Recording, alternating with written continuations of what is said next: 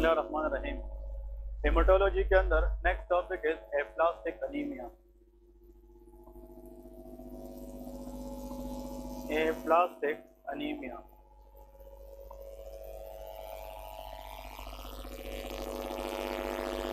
बस बात यानी हाँ इधर फोकस करें लेक्चर पे। एप्लास्टिक अनीमिया के अंदर क्या होता है, इसमें प्राइमरी जो इशू है वो बोन मेरो के अंदर होती है। और हमें ये पता है कि जितने भी ब्लड सेल्स है वो कहाँ से बनते हैं, बोन मेरो। तो अगर बोन मेरो डैमेज हो जाए तो उसमें सारे सेल लाइन क्या हो जाएंगे, decrease, which contain RBC as well. तो पेशेंट विल गॉट अनीमिया। इसके डेफिनेशन में लेके a condition in which destruction of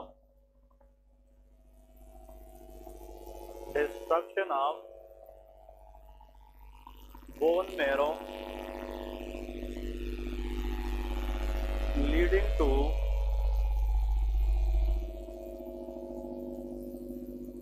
decrease RBC, and if RBC level is decreased in the body, it is called anemia. Decreased RBC is called of anemia. RBC के साथ साथ also decreased level of WBC, which is known as leukopenia. That is called of leukopenia. Actually, leuco का मतलब है white blood cell, पीनिया का मतलब decrease है। अगर WBC की लेवल बॉडी में कम पड़ जाए उस कंडीशन को हम क्या कहते हैं, ल्यूकोपीनिया। एंड प्लेटलेट्स, इस कंडीशन के अंदर सारे के सारे सेल लाइंस क्या हो जाते हैं, डिक्रीज हो जाते हैं, which is known as thrombocytopenia. Thrombocytopenia, ठीक है जी। तो प्लीज ये वर्डिंग भी याद रखें। अगर कोई बंदा आप लोगों से ये पूछे कि आरबीसी की लेवल अगर कम हो जाए तो डेफिनेटली हीमोग्लोबिन लेवल भी क्या हो जाएगा, कम, दैट इज अनीमिया। डब्ल्यूबीसी का लेवल कम होना ल्यूकोपीनिया, और अगर प्लेटलेट्स का लेवल कम हो जाए that is called of thrombocytopenia. और अगर ये तीनों के तीनों एक पेशेंट में कम हो जाए तो इक्वल टू पैनसाइटोपीनिया, ठीक है, वेरी गुड। इसको हम कहते हैं पैनसाइटोपीनिया। पेन का मतलब होता है एज अ होल, सारे के सारे, साइटो मीन सेल, जितने भी सेल्स है वो सारे के सारे पीनिया मीन डिक्रीज हो चुके हैं। क्लियर है। यहाँ पे देखिए इंपॉर्टेंट पॉइंट याद रखना है, इसके काज लेके एप्लास्टिक अनीमिया, इसकी काज क्या है। अकॉर्डिंग टू द बुक्स, जब आप लोग बुक्स पढ़ते हैं इसकी एग्जैक्ट काज हमें पता नहीं होता, अननोन होता है। तो 65 to 70% of the cases exact cause of aplastic anaemia is unknown. तो लेकिन इडियोपैथिक, ये क्या होता है, इडियोपैथिक होता है। Aplastic anaemia usually idiopathic in nature, 70%। कुछ बुक्स वाले 65 कहते हैं, कुछ बुक्स वाले 70। इसका मतलब कि more than 50% of the cases में हमें एप्लास्टिक अनीमिया का एग्जैक्ट काज पता नहीं होता, दैट इज इडियोपैथिक। नेक्स्ट देखिए एक्सपोजर टू रेडिएशन एक्सीडेंट। अगर कुछ लोग रेडिएशन को एक्सपोज हो जाए, फॉर एग्जाम्पल जब हम कैंसर की ट्रीटमेंट करते हैं तो 3 तरह से करते हैं। एक कीमोथेरापी जो मेडिसिन देकर ट्रीट किया जाता है, कुछ रेडिएशन से पास करते हैं और कुछ सर्जरी से करते हैं। अगर हम रेडिएशन पास करें बॉडी के अंदर और वो एबनॉर्मली डैमेज करे बोन मेरो को, तो उस वजह से भी क्या हो सकता है, aplastic anaemia. Exposure to radiation. Next देखिए बेंजीन एक्सपोजर। इसको अगर एक्सपोज करें, बेंजीन एक केमिकल है जो डिफरेंट फैक्ट्रीज के अंदर यूज होता है। तो benzene is a toxic, benzene भी क्या है, toxic.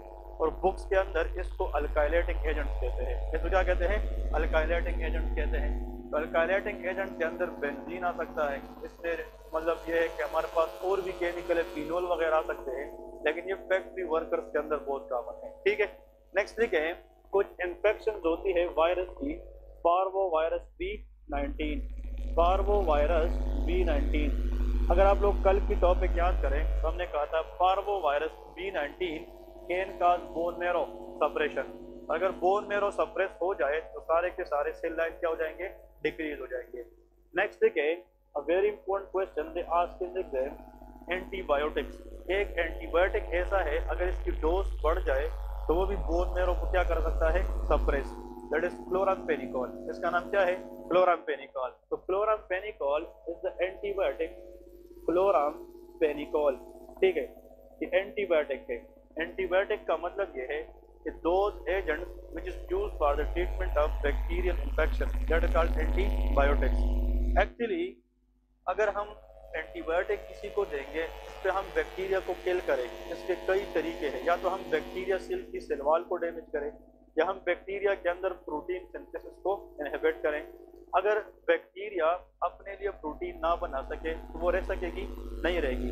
Chloramphenicol is a protein synthesis inhibitor, ये भी याद रखें। ये बैक्टीरिया के अंदर प्रोटीन को बनाने नहीं देता।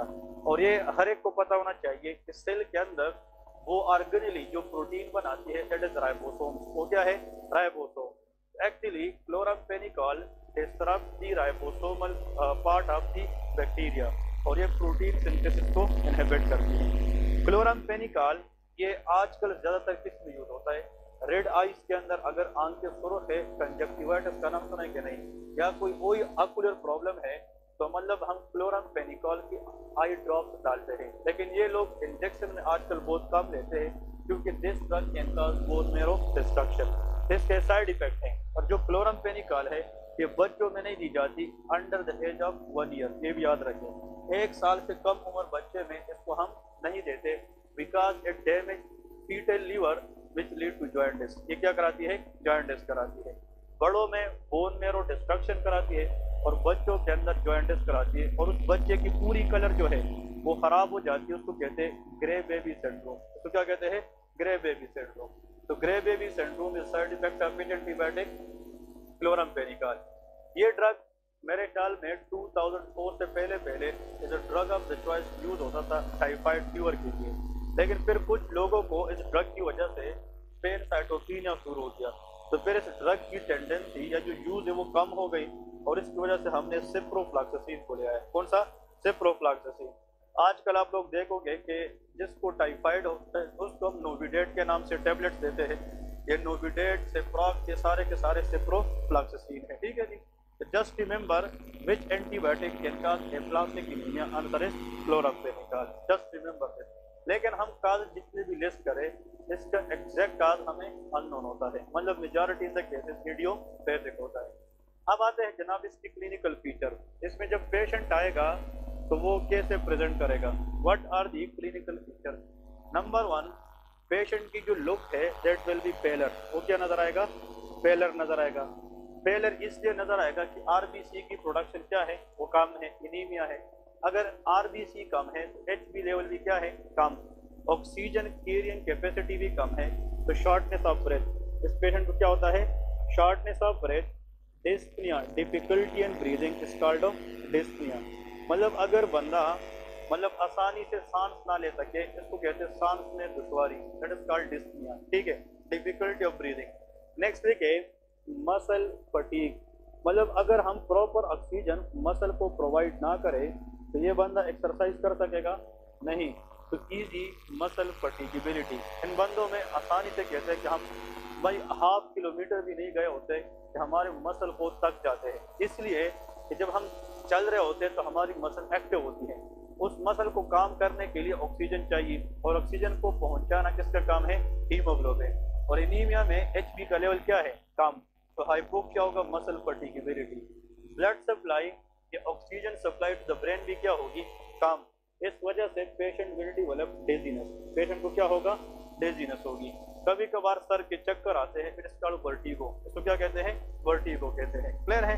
देखिए मैं 2 चीजें बताने लगा हूँ। अगर एक पेशेंट है वो कहते हैं डॉक्टर साहब मैं जनाब इस तरह गनूदगी में, मतलब फीलिंग टू स्लीपी, ठीक है, गनूदगी में रहता हूँ, एक्टिव नहीं होता और कभी कभार तो थोड़ा सा चल के ऐसा लगता है कि अभी मेरे सर में चक्कर है और मैं गिरने वाला हूँ, ठीक है। इसकी 2 वजूहात है, या तो ग्लूकोज लेवल कम है, हाइपोग्लाइसीमिया है, या उसका एचबी लेवल कम है, ऑक्सीजन कैरिंग कैपेसिटी कम है। तो उसका आप सिंपल सीबीसी करें और सीरम ग्लूकोज चेक करें। अगर ग्लूकोज कम है, हाइपोग्लाइसीमिया, क्योंकि हमारी ब्रेन की जो प्राइमरी सोर्स ऑफ एनर्जी है वो क्या है, वो ग्लूकोज है। तो हम फिर डेक्सट्रोज के नाम से ड्रिप चढ़ाते हैं, डेक्सट्रोज। अगर वो नहीं है, एचबी कम है, तो हम फिर आयरन वगैरह एनीमिया की ट्रीटमेंट स्टार्ट कराते हैं, ठीक है। तो ये चीज़ें याद रखना है। ये सारे के सारे जो सिम्टम हमने लिखने हैं, these all are due to decrease RBC production. ये सारे किस वजह से हैं? आरबीसी। और आरबीसी कम का मतलब कि these feature shows anaemia in the patient. ये पेशेंट के अंदर क्या शो करता है? इनीमिया। फिर नेक्स्ट देखे इन फीचर के साथ साथ, अब लेके फीचर नंबर 6, मतलब फीचर्स वही लिस्ट आ रही है नीचे। 6 नंबर लेके नंबर 1 कॉन्स्टिपेशन। इन पेशेंट को ज़्यादातर क्या होता है? कॉन्स्टिपेशन और स्लेश डायरिया। मतलब अब आप लोग कहोगे कि two features together, aplastic anaemia patient, इसमें कभी कॉन्स्टिपेशन कभी डायरिया एपिसोडिकली होता है। अब यहाँ पे एक पॉइंट याद रखे, it is due to what is this altered bowel movement. ठीक है, इंटेस्टाइनल मोटिलिटी खराब हो जाती है। ठीक है, अल्टर्ड बाउल मूवमेंट का मतलब पेरिस्टालिसिस का नाम सुना है कि नहीं? इंटेस्टाइन की जो कंट्रैक्शन रिलैक्सेशन है पेरिस्टालिसिस है, वो अल्टर्ड मीन चेंज हो जाती है। कभी वो बहुत ज़्यादा हो जाती है तो कभी बहुत कम हो जाती है।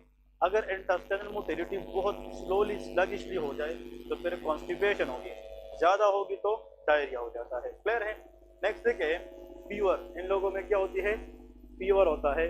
फीवर के साथ साथ जनाब इनएबिलिटी टू वर्क। अगर एक बंदा है उसको बुखार है, वो काम पे नहीं जा सकेगा, इनएबिलिटी टू वर्क। और इस फीवर, इनएबिलिटी टू वर्क और कॉन्स्टिपेशन का मतलब ये है कि इन लोगों में रिपीटेडली बार बार रिकरेंट इन्फेक्शन होती है। क्या होती है? रिकरेंट। और रिकरेंट इन्फेक्शन होने की वजह यह है कि इन लोगों में WBC कम है, क्योंकि fighter cell of the body is WBC। अगर बाहर से कोई भी चीज़ आ जाए और उसको हम खिलाफ मतलब जाकर काम करें कि हमें इन्फेक्शन ना हो, तो WBC is there which contain neutrophil. अगर ये नहीं है तो बैक्टीरिया इन्फेक्शन के चांसेस ज़्यादा होंगे। तो the patient will develop this feature as well. 9th number लिखे, this patient develop spontaneous bleeding. इन लोगों में क्या होती है? Spontaneous bleeding. अब स्पॉन्टेनियस ब्लीडिंग के मतलब में आप लोगों ने 2-3 चीज़ें यहाँ से हाईलाइट कर दी हैं। स्पॉन्टेनियस ब्लीडिंग होती है फ्रॉम, अब लेके म्यूकोजल सरफेस। कहाँ से? Mucosal surface. म्यूकोजल सरफेस से जो भी ब्लीडिंग होती है they are called superficial bleeding of the body. देखिए दो तरह की ब्लीड है। एक वो ब्लड है जो म्यूकोजा से हो रही है, माउथ से हो रही है, स्किन से हो रही है और हमें नजर आती है, वो क्या है? सुपरफिशियल ब्लीडिंग है। कुछ लोग आते हैं कि इसकी घुटनों में दर्द है, ये ज्वाइंट का मसला आता है, और जब उस ज्वाइंट की एक्सरे हम करते हैं तो उसमें ब्लड होता है। Bleeding inside the joint cavities are called deep bleeding. उसको क्या कहते हैं? डीप ब्लीडिंग कहते हैं। अब सर्जन ने कट लगाया, कट लगने के बाद जो ब्लीडिंग है वो ना रुक पाए, वो भी डीप ब्लीडिंग है। तो joint bleeding in any cut in the surgery bleeding is called deep bleeding. वो ब्लीडिंग जो म्यूकोजा से हो जाए तो वो क्या है? Superficial bleeding. For example gum bleeding. इसके अंदर क्या आता है? गम्स ब्लीडिंग, मतलब बैठे बैठाए मसूड़ों से खून आना। ठीक है, कभी कभार हम कुछ ब्रश करते हैं उसमें तो खून आता है फिर रुक जाता है।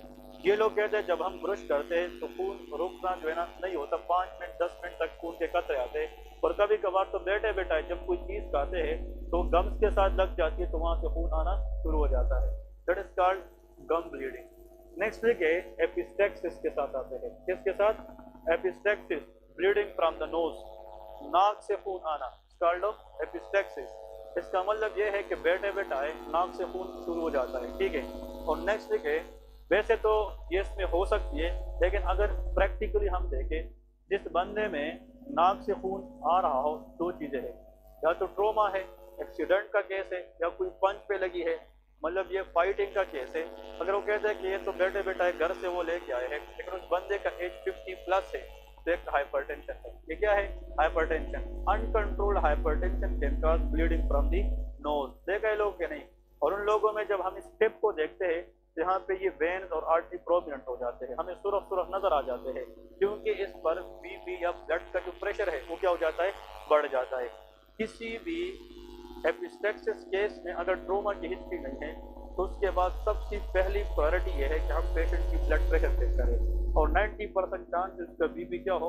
वो हाई होता है। ठीक है, अगर ये भी नहीं है, पेशेंट देखने पे पेलर भी है, उसमें इन्फेक्शन की केस भी है, और कहते हैं मुझे बैठे बैठे ब्लीड हो रही है, तो फिर इसका मतलब इस बंदे में प्लेटलेट्स का इशू हो सकता है, डिक्रीज ऑफ प्लेटलेट हो सकते हैं। ठीक है, आखिर में गम ब्लीडिंग, एपिस्टेक्सिस और excessive menstrual bleed. Menstrual bleeding in female, ठीक है, ये भी कंडीशन होती है। फीमेल आती है, वो ये कहती है डॉक्टर साहब के उसकी जो मेंस्ट्रुअल साइकिल की ब्लीड है वो ज़्यादा है, ठीक है। This condition is called polymenorrhoea, ठीक है, या मेनोरेजिया हो जाता है, ठीक है। एक्चुअली जो मंथली साइकिल है फीमेल के अंदर, विल डिस्कस इन गायनी, कि वो हर 28 दिन के बाद होती है, ठीक है। और उसमें जो ब्लीडिंग है वो 5 से 7 दिन तक चलती है। किसी फीमेल की 4 दिन चलती है, किसी की 5 दिन चलती है, लेकिन minimum should be 4 days but maximum should be 7 days. 7 days के बाद फिर भी अगर ब्लीड चलती रहे दैट इज एबनॉर्मल। हो गया, क्या है, एबनॉर्मल है। एक्चुअली एचबी हम में ज्यादा होती है कि फीमेल में, हम में, मेल में। इसका एक वजह यह है कि there lot of Hb in the blood, they lose every month in menstrual cycle, ठीक है। इसलिए एचबी का लेवल मेल में ज्यादा है, फीमेल में कम है।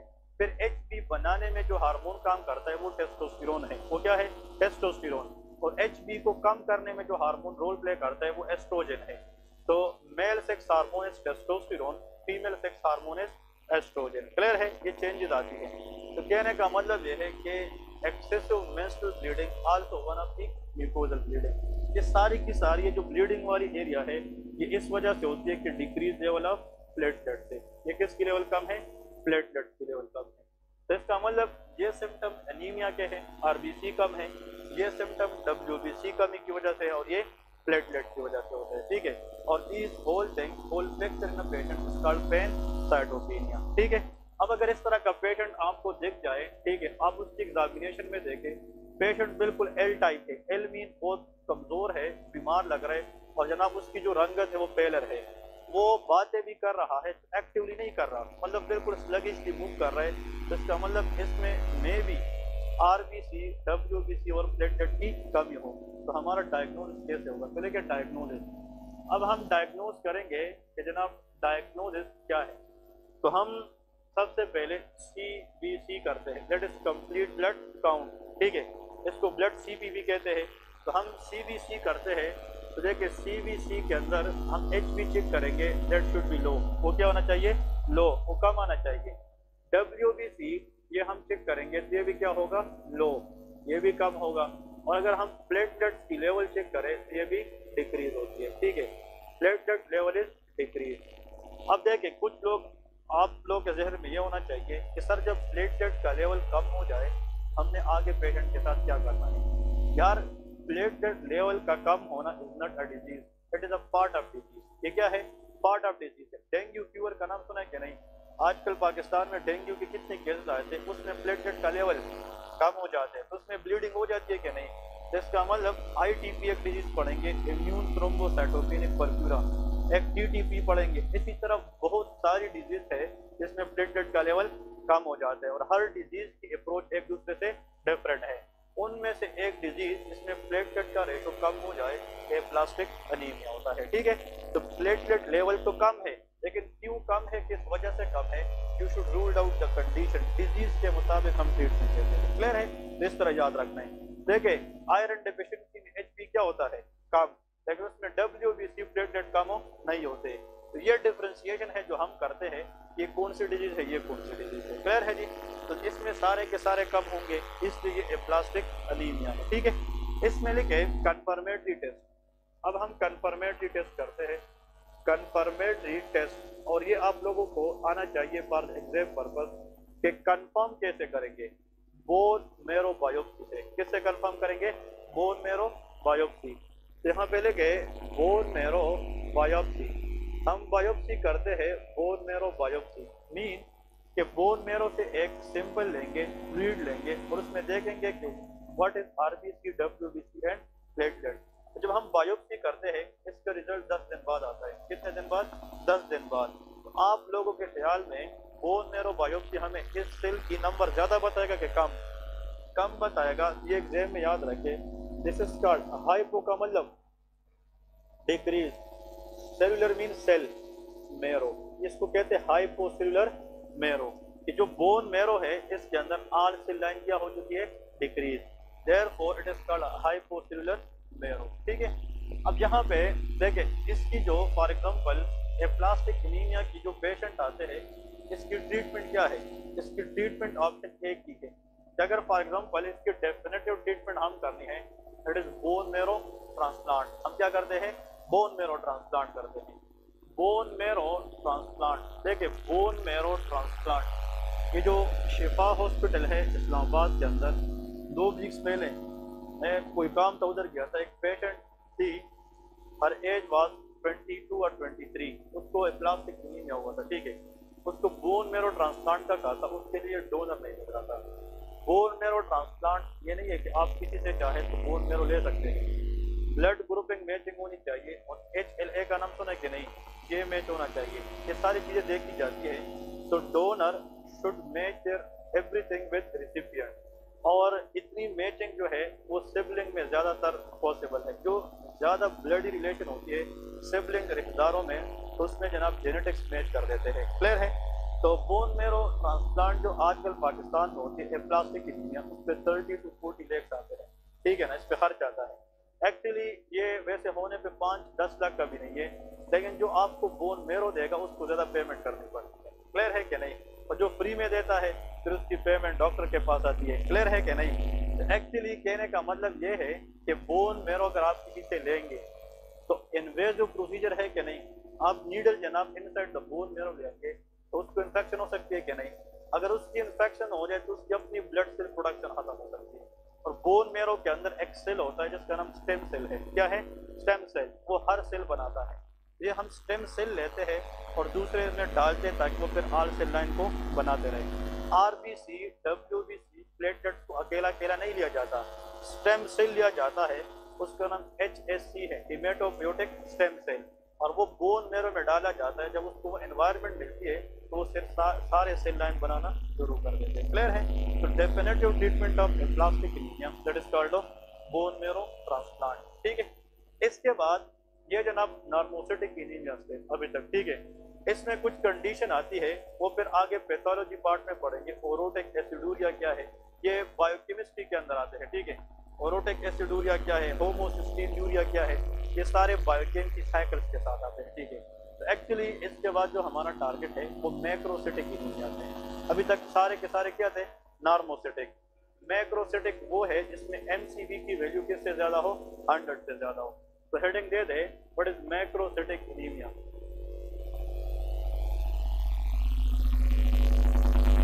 ये बच्चों में होते हैं, प्लास्टिक एनीमिया की एक किस्म है, ठीक है। मैक्रोसिटिक एनीमिया आ जाएगी। ओके, मैक्रोसिटिक एनीमिया के बारे में लिखे। मैक्रो का मतलब बिग, सिटिक मीन सेल। तो ऐसी एनीमिया जिसमें RBC सेल की साइज ज्यादा हो उसको क्या कहेंगे? मैक्रोसिटिक। जहां पे लिखे इन दिस कंडीशन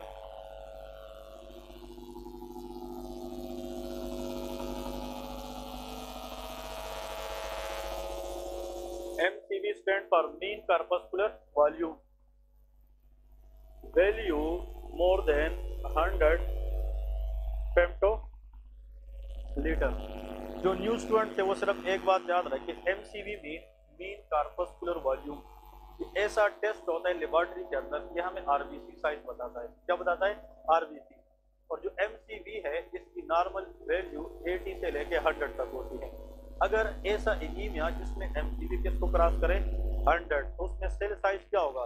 ज्यादा, जिसका नाम मैक्रोसिटिक एनीमिया होता है, ठीक है जी। इसमें लिखे इट इज यूजुअली ड्यू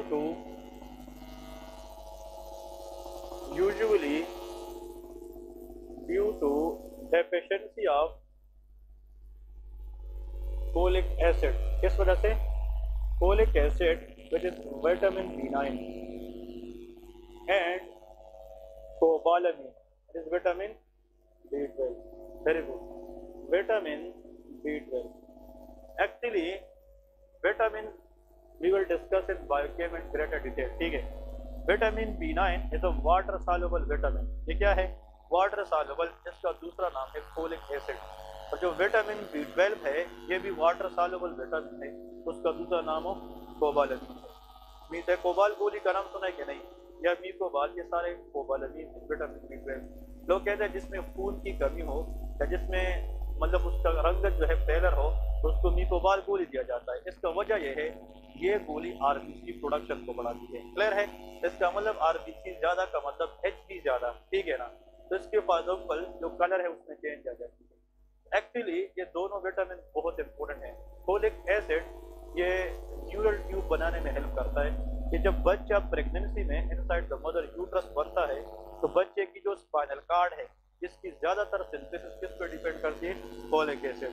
इसलिए प्रेगनेंसी में जितनी भी फीमेल है वो डेली किसका टैबलेट लेती है, फोलिक एसिड लेती है, ठीक है ना। अगर कोई फीमेल प्रेगनेंसी में फोलिक एसिड ना ले टाइमली तो उसके बच्चे में न्यूरल ट्यूब डिफेक्ट के चांसेस ज्यादा होते हैं, जिसको कहते हैं स्पाइना बाइफिडा। ये नाम सुना है क्या? नहीं, विल डिस्कस इन लेटर, ठीक है। लेकिन मैक्रोसिटिक एनीमिया की पूरी दुनिया में सिर्फ दो वजह है, या तो फोलिक एसिड डेफिशिएंसी या कोबालामिन डेफिशिएंसी। अब हमारा टारगेट ये है बीइंग अ डॉक्टर कि हमें कैसे पता चलेगा कि ये फोलिक एसिड है या कोबालामिन, वो आगे हम डिस्कस करते हैं, ठीक है। लेकिन एक पॉइंट याद रखें कि due to protein metabolism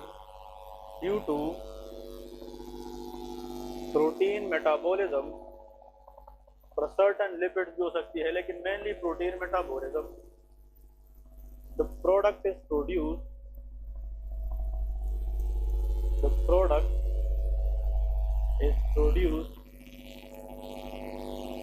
known as,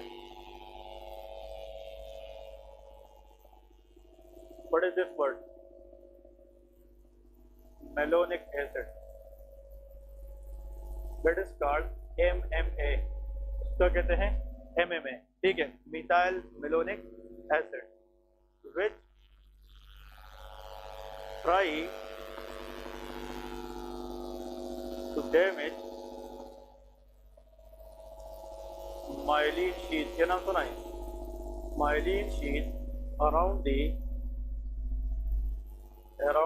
axon, किस करके, एक्सोन ऑफ न्यूरॉन। ब्रेन की जो स्ट्रक्चरल एंड फंक्शनल यूनिट है वो न्यूरॉन है। न्यूरॉन के कई पार्ट्स है, axon, dendrite and cell body. I think you people know this. Basically axon जो है it is a part of neuron. हमारी ब्रेन की जितनी भी कंडक्शन है, देखें मैं फॉर एग्जांपल इस लाइट को देख रहा हूँ, अब इस लाइट को देखना ये सेंसेशन है। अब इस लाइट की जो रेस है वो आंखों में जाती है और ऑप्टिक नर्व के जरिए ब्रेन में जाती है। ब्रेन उसको फिर क्या करती है, प्रोसेस करती है, और फिर ब्रेन उस प्रोसेसिंग की बेस पे इफेक्ट लाती है, क्या आप इस लाइट को ऑन रखें या इसको बंद रखें, या इस लाइट से बाहर जाए या इस लाइट की तरफ जाए, ठीक है। ये ब्रेन की डिसीजन है कि आपने इस लाइट को क्या रिएक्ट करना है। इसका मतलब ये है कि चीज़ों की पहचान और उसके खिलाफ रिएक्ट करना, ये ब्रेन के अंदर प्रोसेसिंग की बात है। और जो ब्रेन की प्रोसेसिंग है उसमें इम्पल्स की कंडक्शन होनी चाहिए, और कंडक्शन ऑफ इम्पल्स का काम किस पार्ट में होता है, एक्सॉन में होता है। तो अल्लाह ने इस एक्सॉन के ऊपर एक शीट बनाई है। क्या बनाई है? शीट। उसका नाम है माइलिन शीट। क्या है? Myelin sheath. जिस तरह रेक्टस एब्डोमिनस के इर्द गिर्द रेक्टस शीट है, इस तरह एक्सॉन के इर्द गिर्द माइलिन शीट है। जिस तरह ये वायर है ना, वायर फॉर एग्जाम्पल बिजली का कोई वायर है, अब वायर से पकड़े तो उसमें करंट नहीं होता, लेकिन अगर कहीं पे वायर टूटा हो तो फिर करंट देता है, क्योंकि इम्पल्सिस के अंदर है लेकिन इसके ऊपर इंसुलेशन है, इंसुलेटिंग लेयर है कि नहीं, तो उस वजह से उस पर करंट फिर फील नहीं होता। कहने का मतलब यह है protective covering around axon is called myelin sheath. और इसको डैमेज करने के लिए जो पुश करता है वो मिथाइल मेलोनिक एसिड है। दैट इज गुड और bad? Bad for the body. Clear है? अब वजह क्या है, इधर देखे प्लीज, बात नहीं, हाँ इधर देखे, ये जो मिथाइल मेलोनिक एसिड है ये बॉडी के अंदर आई कहाँ से है, it come from the protein of metabolism. अब इधर देखे सर्टेन लिपिड्स होती है, मेनली प्रोटीन। अब प्रोटीन मेटाबॉलिज्म में क्या चीज बन गई है, मिथाइल मेलोनिक एसिड, और that is dangerous for the body. तो हमने इसको ऐसी चीज में कन्वर्ट करनी है जो बॉडी के लिए नॉन डेंजरस हो। So that is converted into another compound which is succinyl CoA। किसमें कन्वर्ट करते हैं? succinyl CoA। लेकिन अब क्वेश्चन ये है कि MMA को किसमें कन्वर्ट करना? That is the function of vitamin B12। ये किसका काम है? Vitamin B12। ये भी एग्जाम में आता है। कोबालामिन ये न्यूरोलॉजिकली जिस लोगों में ब्रेन के मसाइल हो उसकी इंजरी या ब्रेन को स्ट्रेंथ देने के लिए हम विटामिन B12 इसलिए देते हैं कि MMA को किस में कन्वर्ट करेगी? Succinyl CoA। और ये सक्सिनाइल CoA बॉडी के अंदर जाकर एक एरिया के अंदर हिस्सा लेगी which is called Krebs cycle. ये नाम सुना है कि नहीं? ये हम बायोकेम में पढ़ेंगे। और क्रेब्स साइकिल से ये बात आगे जाएगी इलेक्ट्रॉन ट्रांसपोर्ट चेन, और इलेक्ट्रॉन ट्रांसपोर्ट चेन हमें ATP देती है। क्या रहती है? ATP, adenosine triphosphate, which is the energy for the body. That is good one. लेकिन this one is very bad. तो विटामिन B12 ही है MMA को किस में कन्वर्ट करेगी? सक्सीनाइल को A में. ओके, अब नेक्स्ट पॉइंट की तरफ जाते हैं. देखें, ये जो सेल मैंने बनाई है ये साइज में बिग है. ये क्या है? बिग. अब ये जो सेल बनाई है ये साइज में बिग नहीं है, ठीक है. इसकी साइज ज्यादा है और इसकी कम है. इधर प्लीज फोकस करें. ये जो सेल है ये स्फेरिकल है. ये क्या है? स्फेरिकल. और ये बाई कनकेव है. अब ऐसा सेल देखिए साइज में फॉर एग्जांपल अगर वो क्या हो? बिग. साइज में क्या हो? बिग. इसके अंदर न्यूक्लियस है कि नहीं? तो nucleus is what? Present. Nucleus क्या है? प्रेजेंट. इसमें आप लोग को HB नजर आता है? नो, HB नहीं है. लेकिन इंपॉर्टेंटली याद रखें ये तीन चीजें. साइज में क्या है? बिग है. इसमें न्यूक्लियस है लेकिन HB नहीं है. कल वाली जो जिसने क्वेश्चन की थी ना वो आंसर ये है. ये जो न्यूक्लियस है इस RBC की RBC है. ये किसकी बात है? RBC. और ये भी क्या है? लेकिन this is immature and that is mature RBC. Clear है? Immature RBC has nucleus. Nucleus content DNA, genetic material. तो ये मैच्योरिटी से पहले बहुत सी चीजें बनाती है. तो इसके लिए 120 दिन का काम करती है, ठीक है ना? 120 डेज. क्लियर है? अब कहने का मतलब ये है वेरी इंपॉर्टेंट. होबाब किधर है? होबाब है क्लास में? नहीं आया? ओके.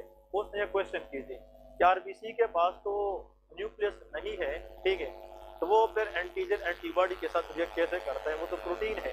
तो उसने वो पहले से बनाई होती है. जब वो किस स्टेज में होता है? Immature stage. उसके अंदर न्यूक्लियस होता है. Mature RBC do not contain nucleus. तो यहाँ पे देखें न्यूक्लियस की बजाय इस पे क्या पेयर हो जाते हैं? HB. तो इस डिफरेंस ये है कि size of RBC with the time become small, nucleus disappear but haemoglobin appear. ठीक है, ये मैच्योरिटी की साइज है. अब इधर प्लीज देखिए, जब छोटा बच्चा होता है वो पहले फॉर एग्जाम्पल क्रॉल करता है, फिर वो सपोर्ट के साथ खड़ा होने की कोशिश करता है, फिर जनाब वो भागता है तो वो गिरता है, ठीक है ना? फिर आहिस्ता आहिस्ता बढ़ता है. This called changes toward maturity. जब इंसान बच्चा होता है वो ऊपर मैच्योरिटी की तरफ आता है तो टाइम टू टाइम चेंजेस आनी चाहिए कि नहीं? तो ये भी जब इमेच्योर होता है तो उसमें टाइम लिखी आती है चेंजेस. और ये 7 दिन का गेम होता है. कितना? 7 दिन. अब प्लीज सुन ले, ये RBC साइज में बिग है कि स्मॉल? यहाँ पे लेके मेगालो. मेगा का मतलब क्या है? बिग. वेरी ठीक है, मतलब बिग साइज. मेगा बड़ा, ठीक है. मेगालो. मैच्योर है कि इमेच्योर? और इमेच्योर सेल को ब्लास्ट कहते हैं, ठीक है. क्या कहते हैं? ब्लास्ट. इस सेल का नाम मेगालो ब्लास्टिक सेल है. मेगालो ब्लास्टिक सेल. अब जब ये मैच्योर हो जाए तो ये फिर इसको कहते हैं एरिथ्रोसाइट. तो क्या कहते हैं? एरिथ्रोसाइट. देखें, साइट का मतलब मैच्योर है और ब्लास्ट का मतलब इमेच्योर. ये मैंने आप लोग को बताया था. अब इधर प्लीज सुन ले, RBC की मैच्योरेशन प्रोसेस में जिस विटामिन का काम है vitamin B9 and vitamin B12, इसमें भी ये दोनों काम करते हैं. अगर इसमें एक भी एब्सेंट हो जाए तो फिर ये जनाब मैच्योर नहीं होगी. डन. अब इधर एक MCQ सुन ले, चाहे किसी को 9 की डेफिशिएंसी है या B12 की डेफिशिएंसी है, तो ये RBC किस फॉर्म में रहेगी? मैं कहता हूँ इमेच्योर से मैच्योर करने में इन दोनों का काम है. इनमें से एक भी ना हुआ ना तो ये इमेच्योर में रहेगी. तो इसका साइज बड़ा होगा कि स्मॉल? इसलिए MCV 100 से ज्यादा चला जाता है. इसका मतलब ये है. अब मैं आप लोग को प्रूव करता हूँ कि क्यों इस तरह होता है, ठीक है ना? तो MCV की वैल्यू किससे ज्यादा होगी? जहन में बहुत से लोगों का सवाल ये था कि 100 से कैसे ज्यादा जाएगी? इसका साइज बड़ा रह जाता है. क्या रह जाता है? बड़ा. तो MCV the size of RBC वो भी 100 से क्या होगी? ज्यादा होगी. अब ये जो सेल है ये बड़ा रह गया, MCV 100 से ज्यादा है, चाहे इसकी कमी हो या, इसलिए it is usually due to deficiency of B9 and B12. और नेक्स्ट पॉइंट, ये जो सेल है ये मैच्योर रहा है कि इमेच्योर? बड़ा भी रहा और इमेच्योर भी. इसलिए मैक्रोसिटिक एनीमिया का दूसरा नाम मेगालोब्लास्टिक एनीमिया होता है. क्या नाम है? Megaloblastic anaemia. तो अगर क्वेश्चन में आ जाए कि काज ऑफ मेगालोब्लास्टिक एनीमिया, वो भी विटामिन B9 एंड B12 है, और अगर मैक्रोसिटिक है तो उसका काज भी 9 एंड 12 है. तो megaloblastic anaemia is also known as macrocytic anaemia. ठीक है, ये क्लियर हुआ कि नहीं?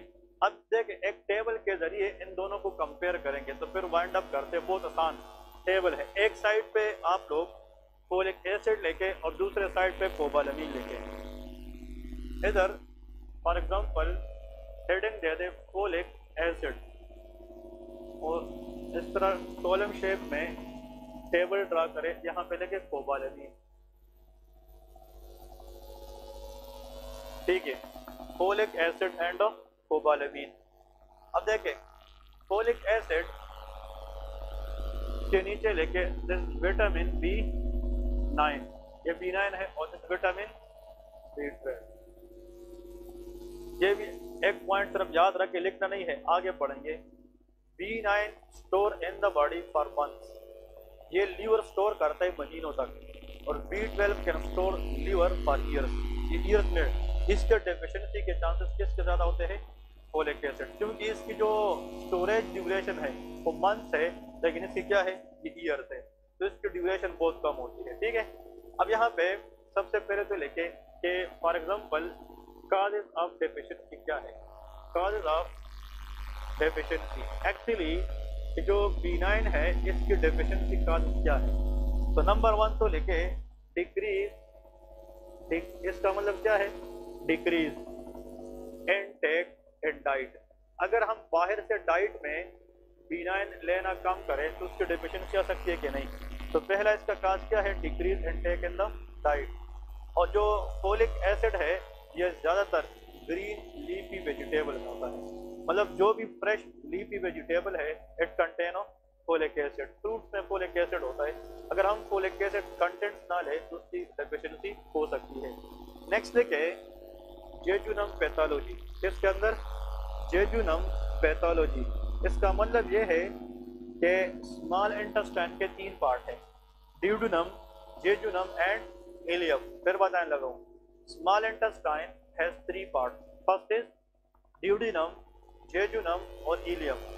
जेजुनम वो पार्ट है स्मॉल इंटेस्टाइन का जहाँ से फोलिक एसिड एब्जॉर्ब होता है। जब हम फूड में फोलिक एसिड ले रहे तो माउथ के बाद किधर जाएगी? एसोफेगस में, एसोफेगस के बाद स्टमक में, स्टमक के बाद स्मॉल इंटेस्टाइन। अब स्मॉल इंटेस्टाइन से ये फोलिक एसिड ब्लड में आना है। अब ब्लड में आने के लिए किस पार्ट से आएगा? जेजुनम। अगर जेजुनम में कोई इन्फेक्शन है या कैंसर है तो फोलिक एसिड एक्सेप्ट करेगा? नहीं करेगा। फिर लेंगे भी, फिर भी ब्लड में कमी होगी। This is called male absorption. तो क्या कहते हैं? मेल एब्जॉर्प्शन, कि फोलिक एसिड की क्या नहीं हो रही है? एब्जॉर्प्शन नहीं हो रही है, ठीक है। तो मेल एब्जॉर्प्शन हो सकती है। नेक्स्ट है ड्रग्स। कुछ ड्रग्स ऐसी है कि वो किसकी डेफिशिएंसी कराती है? Folic acid. Number 1 drug is called phenytoin. कौन सा ड्रग? फेनिटोइन। सिर्फ याद रखे कि बहुत बहुत पॉपुलर ड्रग है। कभी वैसे मेडिकल शॉप पे चले जाए, उसको बताया यार भाई फेनिटोइन ड्रग कौन सा है, आपको दिखाएगा ये फेंटेन के नाम से भी आता है, फेन के नाम से भी आता है। This is the drug commonly used for the treatment of epilepsy. ये किस में यूज होता है? एपिलेप्सी। जो झटके आते हैं, सीजर्स अटैक्स आते हैं, उसके अंदर यूज होता है। एक उसमें आता है टेग्राल के नाम से गोली, नाम सुना है कि नहीं? इसको कार्बामाज़ेपिन कहते हैं। तो ये सारे टेग्राल, फेनिटोइन, ये सारे के सारे क्या है? एंटी एपिलेप्सी ड्रग्स है। तो ये ड्रग अगर कोई ज्यादा यूज करे, ये एज अ साइड इफेक्ट किसकी डेफिशिएंसी कराती है? फोलिक एसिड की कराती है। नेक्स्ट देखिए सल्फोनामाइड। किसकी? सल्फोनामाइड, ठीक है। सल्फोनामाइड ये बहुत बहुत इंपॉर्टेंट है, ठीक है ना। तो एक्चुअली सल्फोनामाइड जो है ये एंटीबायोटिक है। क्या है? एंटीबायोटिक है। सल्फोनामाइड एंटीबायोटिक, और ये इसके अंदर सेप्ट्रान का नाम से एक सिरप आता है। सेप्ट्रान नाम सुना है कि नहीं? ये सेप्ट्रान सल्फोनामाइड है। ये भी साइड इफेक्ट में क्या करा सकती है? Folic acid. और last but not the least another very important, that is isoniazid. ये क्या है? आइसोनियाजेड ये एंटी ट्यूबरकुलर ड्रग है। ये टीबी में यूज होता है। ये भी फोलिक एसिड की डेफिशिएंसी करा सकती है। प्रोकेनामाइड भी है, लेकिन वो इतना कम है, ज़्यादा एग्जाम में नहीं आता। वो एंटी एरिथमिक ड्रग है। तो ये जो ड्रग है ये सारे के सारे किसकी डेफिशिएंसी करा सकती है? Folic acid. और आखिर में नेक्स्ट देखें इम्पोर्टेंट, प्रेगनेंसी। इसके अंदर प्रेगनेंसी, प्रेगनेंसी में वजह क्या होता है? प्रेगनेंसी में एक्चुअली फोलिक एसिड की जो डिमांड है वो क्या हो जाती है? बढ़ जाती है। तो अगर एक फीमेल है वो 1 ग्राम फोलिक एसिड नॉर्मल ले रही है अपनी नीड के लिए, तो प्रेगनेंसी में उसको डबल लेना चाहिए, क्योंकि there is body within the body. Clear है कि फीटस है इनसाइड द यूट्रस, उसको भी तो फोलिक एसिड चाहिए। उसकी जो आर्गन डेवलप हो रही है, उसकी जो ऑर्गेनोजेनेसिस होती है, तो उसके लिए फोलिक एसिड का होना जरूरी है। अदरवाइज न्यूरल ट्यूब डिफेक्ट के चांसेस ज़्यादा होंगे। एक्चुअली प्रेगनेंसी में डिमांड ज़्यादा की वजह से अगर हम सप्लाई ना कर सके तो किसकी डेफिशिएंसी हो सकती है? फोलिक एसिड की हो सकती है। ठीक है, चाहे इसमें काज जो भी हो, जब फोलिक एसिड ना आए तो बहुत से प्रॉब्लम आ सकेंगे। उनमें से एक वजह यह है कि जो आरबीसी ने मेच्योर होना था वो इमेच्योर रहेगा। क्लियर है? तो ये जनाब ये इसके मेन पॉइंट। अब लिखे इसकी deficiency cause of deficiency vitamin B12। ठीक है, विटामिन B12 के अंदर सबसे पहले लिखे डिक्रीज इनटेक। अगर हम क्या करें? इनटेक को कम करें, डिक्रीज इनटेक। यार एक गोल्डन पॉइंट बताने लगा हूं, it is really important. This is the only vitamin which is present in the meat, जो किसके अंदर होता है? मीट के अंदर। या एक बात, this is the only vitamin which has no plant source.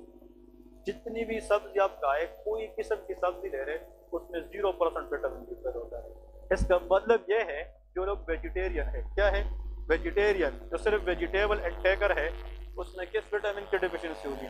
B12। India के अंदर मोस्ट कॉमन है, ये बहुत इंपॉर्टेंट है। ठीक है ना, क्योंकि इंडिया के ज्यादातर लोग मीट नहीं खाते, क्योंकि वो लोग विटामिन B12 की डेफिशिएंसी को पूरी करने के लिए हम जेब में बबल्स रखते हैं, वो विटामिन B12 की टेबलेट रखते हैं। क्लियर है कि नहीं?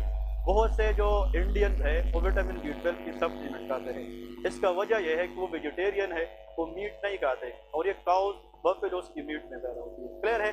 तो एग्जाम में आता है तो वो देखिए, a strict vegetarian with anaemia always complaint with deficiency B12 deficiency. ये जो वेजिटेरियन का वर्ड है, ये एग्जाम में क्लू है, एग्जाम में क्लू है आप लोगों को डायग्नोस करने के लिए।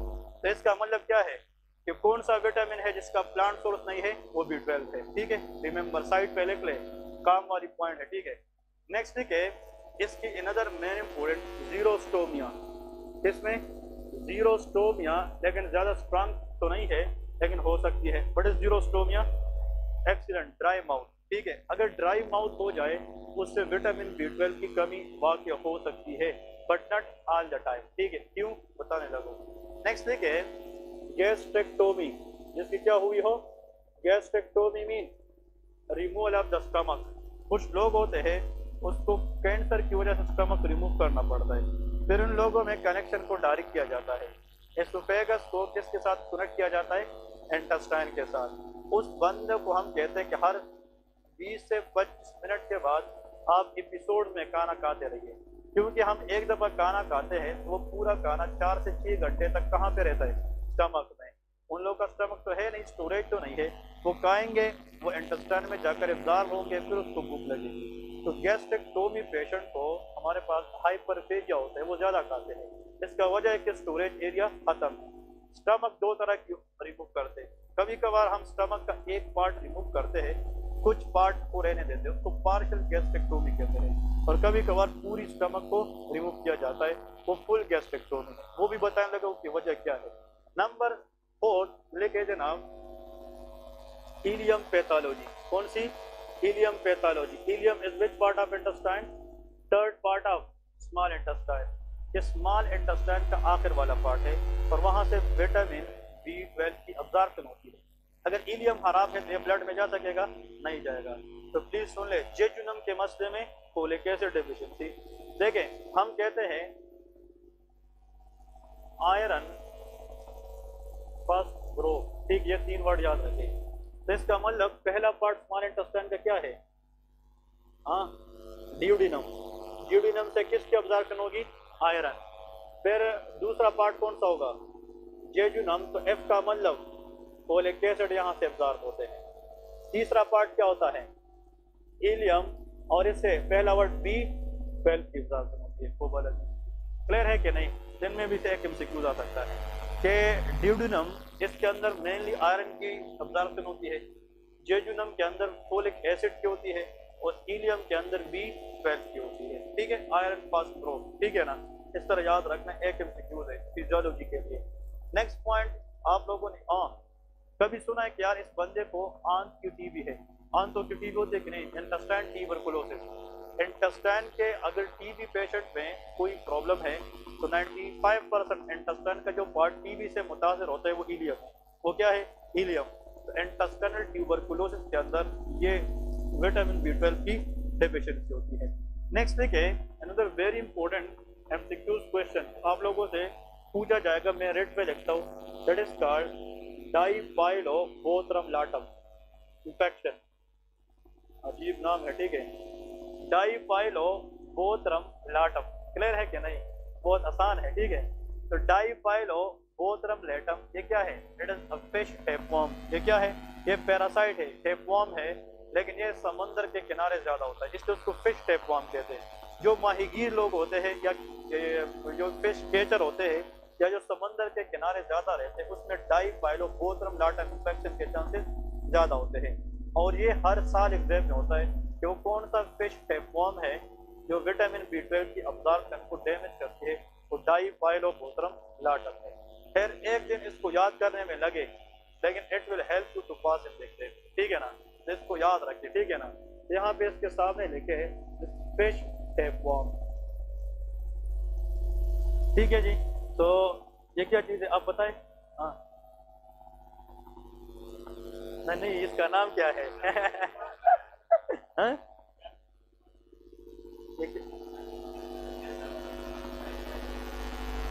डाई लेटम, ठीक है ना?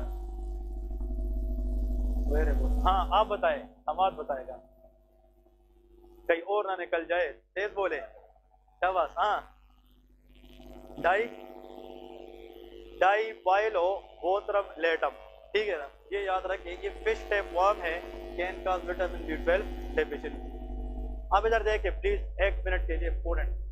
अगर एक बंदा है वो फॉर एग्जांपल मीट लेता है, तो उसको बाहर से क्या मिलेगी? विटामिन B12, ठीक है। विटामिन B12 अगर हम फॉर एग्जांपल देखें, जो मीट है ना, it is rich of vitamin B12, लेकिन जो वेजिटेबल्स है उसके अंदर अदर विटामिन बहुत ज्यादा है, इसलिए कहते हैं वेजिटेबल ज्यादा खानी चाहिए और हफ्ते में 1-2 मरतबा मीट खाना चाहिए, क्योंकि उसमें विटामिन B12 है। और जो विटामिन B12 हम एक दफा लेंगे, वो लीवर सालों साल तक अपने पास रखेगा और आहिस्ता जब जरूरत पड़े तो मेच्योरेशन के लिए दे सकेगा। क्लियर है? तो एक्चुअली मेन पॉइंट ये है, जब हम B12 लेते हैं तो सबसे पहले ओरल कैविटी में आएगा कि नहीं? अब इधर देखें, ओरल कैविटी के अंदर हमारे पास कुछ ग्लैंड है, सलाइवरी ग्लैंड। कौन से है? सलाइवरी, जो सलाइवा प्रोड्यूस करती है, ठीक है ना? सलाइवा। उस सलाइवरी ग्लैंड से इधर देखें एक प्रोटीन आता है, इसका नाम है आर बाइंडर। इसको क्या कहते हैं? R binder. ये भी एमसीक्यूज है। What is R binder? It is a protein come from salivary gland in the mouth. और ये आर बाइंडर किसके साथ रेप हो जाता है? B12 के साथ। असल में माउथ के अंदर एंजाइम्स है, वो विटामिन B12 को डिस्ट्रॉय करना चाहते हैं, लेकिन उसकी डिस्ट्रक्शन प्रिवेंट करने के लिए सलाइवा के अंदर कौन सा प्रोटीन होता है? आर बाइंडर होता है।